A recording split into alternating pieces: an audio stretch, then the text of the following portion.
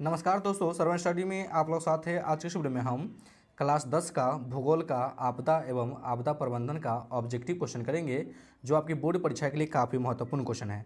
तो क्या करना भैया, आपको शुरू से अंत तक बने रहना है। तो देखिए भैया, पहला क्वेश्चन जो मेरा बोल रहा है, सुदूर संवेदी उपग्रह का उपयोग होता है। तो भैया सुदूर संवेदी उपग्रह का जो उपयोग होता है किस में होता है, तो इसका जो राइट आंसर हो जाएगा भैया सी हो जाएगा, संसाधनों की खोज के लिए। ठीक ना। दूसरा प्रश्न जो बोल रहा है कि मानव जनित आपदा है, जो मानव द्वारा जो घटित होता है, तो भैया मानव जनित आपदा क्या होगा, तो भैया आतंकवाद हो जाएगा। ठीक ना, जैसे हो जाएगा बम विस्फोट। अगला प्रश्न बोला है कि आपदा प्रबंधन का प्रमुख घटक क्या है, तो भैया आपदा प्रबंधन का प्रमुख घटक क्या है, तो भैया डी हो जाएगा, इसमें से सभी हो जाएगा ना। स्थानीय प्रशासन, स्वयंसेवी संगठन, गांव तथा मोहल्ले के लोग, है ना, ये सभी हो जाएंगे भैया, है ना। तो अगला प्रश्न करा है कि मकान में आग लगने की स्थिति में क्या करना चाहिए, तो भैया मकान में आग लगने की स्थिति में क्या करना चाहिए, इसका जो राइट आंसर हो जाएगा भैया ए हो जाएगा। ठीक ना, अग्निशामक यंत्र को बुलाना चाहिए। ठीक ना। चलिए अगले प्रश्न को देखते हैं। अगला प्रश्न बोल रहा है कि इंफ्रारेड कैमरा का प्रयोग निम्न में से किस आपदा में किया जाता है। तो इंफ्रारेड कैमरा का प्रयोग निम्न में से किस आपदा में किया जाता है, इसका जो राइट आंसर हो जाएगा भैया आपका डी हो जाएगा। ठीक ना, इसमें से किसी में नहीं है, ना बाढ़ में किया जाता है, ना भैया सुखाड़ में किया जाता है, ना भूकंप में किया जाता है। ठीक ना। चलिए अगले प्रश्न को देखते हैं। अगला प्रश्न बोला है कि सूखे के लिए उत्तरदायी कारक है। तो भैया सूखे के लिए उत्तरदायी कारक क्या है, इसका जो राइट आंसर हो जाएगा भैया वर्षा की कमी। ठीक ना, जब भैया वर्षा नहीं होगा तो क्या हो जाएगा ना। तो अगला प्रश्न बोल रहा है कि निम्नांकित में कौन संचार सेवा का अंग है। तो भैया निम्नांकित में कौन संचार सेवा का अंग है, इसका जो राइट आंसर हो जाएगा भैया डी हो जाएगा, सभी हो जाएगा। समाचार पत्र हो जाएगा, टेलीफोन हो जाएगा, टेलीविज़न हो जाएगा। ठीक ना, डी ऑप्शन इसका राइट है। कह रहा है कि सर्वाधिक भूस्खलन प्रवण राज्य है। तो भैया सर्वाधिक भूस्खलन प्रवण राज्य है, इसका जो राइट आंसर हो जाएगा भैया ए हो जाएगा, उत्तराखंड। ठीक। चलिए अगले प्रश्न को देखते हैं। अगला प्रश्न बोला है कि बिहार का कौन सा भाग सर्वाधिक सूखा प्रवण है। तो भैया बिहार का कौन सा भाग सर्वाधिक सूखा प्रवण है, इसका जो राइट आंसर हो जाएगा भैया आपका सी हो जाएगा, दक्षिण बिहार। ठीक ना। चलिए अगले प्रश्न देखते हैं। अगला प्रश्न बोला है कि मलबे के नीचे दबे लोगों का पता लगाने के लिए किस यंत्र का प्रयोग किया जाता है। तो भैया मलबे के नीचे दबे लोगों को पता लगाने के लिए किस यंत्र का प्रयोग किया जाता है, इसका जो राइट आंसर हो जाएगा भैया आपका सी हो जाएगा। ठीक ना, इंफ्रारेड कैमरा का प्रयोग किया जाता है। ठीक। अगले प्रश्न को देखते हैं। अगला प्रश्न बोला है कि निम्नलिखित में कौन प्राकृतिक आपदा है। तो भैया निम्नलिखित में कौन प्राकृतिक आपदा है, इसका जो राइट आंसर हो जाएगा भैया भूकंप हो जाएगा। ठीक ना, आपका बम विस्फोट मानव जनित आपदा है, आग लगना भी भैया मानव जनित आपदा है। ठीक ना, रासायनिक दुर्घटना भी आपका क्या है भैया, तो मानव जनित आपदा है। ठीक। अगला प्रश्न बोला है कि बिहार का शोक किस नदी को कहा जाता है। तो ये क्वेश्चन आपकी बोर्ड परीक्षा के लिए काफ़ी महत्वपूर्ण क्वेश्चन है। तो भैया कोसी को कहा जाता है। ठीक ना। अगले प्रश्न को देखते हैं। अगला प्रश्न बोला है कि सुखाड़ क्या है। तो भैया सुखाड़ एक प्राकृतिक आपदा है। ठीक ना, क्या है भैया, सुखाड़ एक क्या है, एक प्राकृतिक आपदा है। तो 13 का ए ऑप्शन आपका राइट हो जाएगा, आपदा है। चलिए अगले प्रश्न को देखते हैं। अगला प्रश्न बोला कि महासागर तल के कंपन का परिणाम क्या है। तो भैया महासागर तल के कंपन का परिणाम क्या है, इसका जो राइट आंसर हो जाएगा भैया सी हो जाएगा, सुनामी। अगला प्रश्न बोला कि पृथ्वी की सतह पर पहुंचने वाले भूकंप तरंग है। तो पृथ्वी की सतह पर पहुंचने वाले भूकंप तरंग है, इसका जो राइट आंसर हो जाएगा भैया ए हो जाएगा, पी तरंग। चलिए अगले प्रश्न को देखते हैं।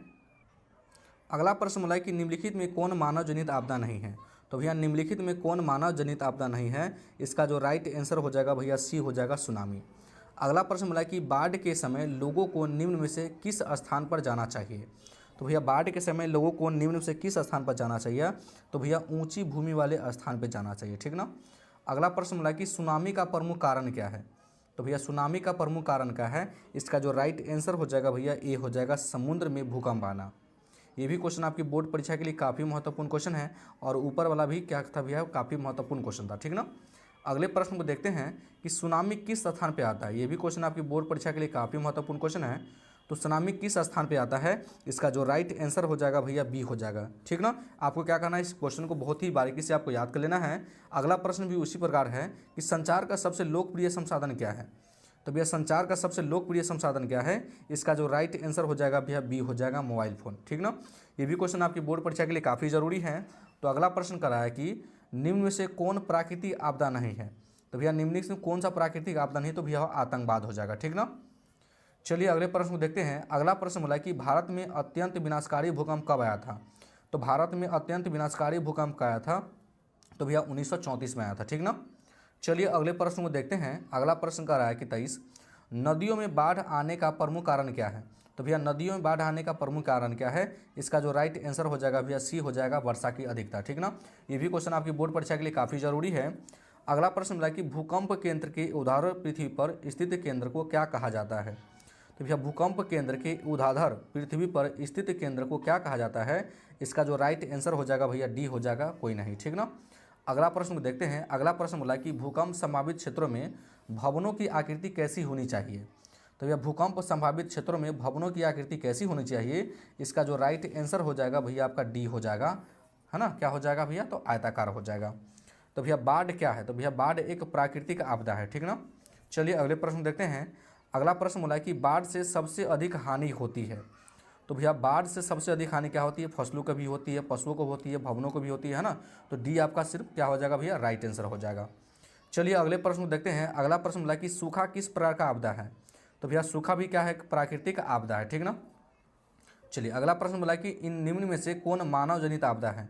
तो भैया जो मानव द्वारा घटित होता है उसे क्या बोलते हैं, मानव जनित आपदा होता है। सुनिए, सामुदायिक दंगे भी हो जाएंगे, आतंकवाद भी हो जाएगी, महामारी भी हो जाएगी। आपका डी ऑप्शन क्या हो जाएगा भैया, राइट हो जाएगा, ठीक ना। ये क्वेश्चन आपकी राइट है। अगला प्रश्न बोला कि बिहार का कौन सा क्षेत्र बाढ़ग्रस्त है। तो भैया बिहार का कौन सा क्षेत्र बाढ़ग्रस्त है, इसका जो राइट आंसर हो जाएगा भैया ए हो जाएगा, पूर्वी बिहार, ठीक। चलिए अगले प्रश्न को देखते हैं। अगला प्रश्न बोला कि 26 दिसंबर 2000 को विश्व के किस हिस्से में भयंकर सुनामी आया था।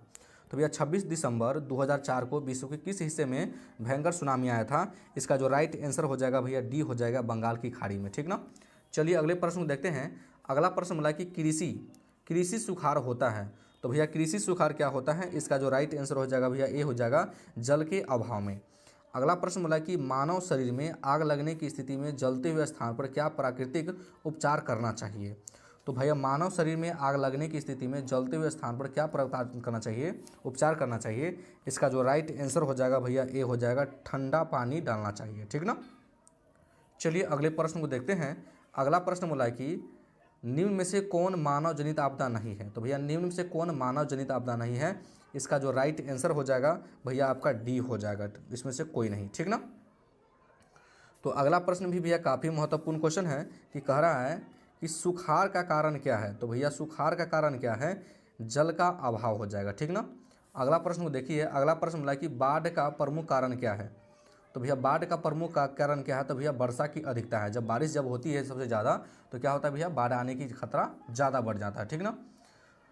तो भैया जल की अधिकता भी हो सकता है, नदी तल पर मलबों का निरीक्षण भी हो सकता है। तो भैया 36 का जो आपका आंसर हो जाएगा, 36 का भैया जो आपका आंसर हो जाएगा भैया डी हो जाएगा, ठीक ना। आपका डी ऑप्शन राइट हो जाएगा, सभी हो जाएंगे, ठीक।